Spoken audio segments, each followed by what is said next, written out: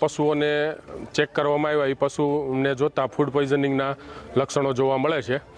હવે અમારી ડૉક્ટરોની ટીમ અત્રે ગૌશાળા ખાતે હાજર છે અને જે પશુઓમાં લક્ષણો જોવા મળે છે એમની સારવાર ચાલુ છે અને આગળ વધુ પરીક્ષણ અર્થે જે પશુના મૃત્યુ થયા છે એ પશુઓના સેમ્પલ લઈ અને ટોક્સિકોલોજીકલ એનાલિસિસ માટે આગળ અમદાવાદ ખાતે મોકલી અને મૃત્યુનું એકચ્યુઅલી કારણ શું છે એ જાણી અને આગળની જાણ કરવામાં આવશે। અત્યારે જે પશુઓમાં જે લક્ષણો જોવા મળે છે એની સારવાર અમારી તમામ ટીમો અહીંયા આવી પહોંચી છે અને સારવાર ચાલુ છે। હવે પ્રાથમિક આ જે આપણી દેશી સિસ્ટમમાં ગાયોનો પેટ ભંભોળ થઈ જાય છે અને મોઢામાંથી ફીણા નીકળે છે, એટલે અમારું એવું માનવું છે કે આને જે કોઈ બે વસ્તુ ખાધી છે કે જે બે વસ્તુ એકસાથે ન ખાવી જોઈએ એવી બે વસ્તુ ખાવાથી આને ફૂડ પોઈઝનિંગ થયું હોય એવું પ્રાથમિક અણસાર એવા લાગે છે।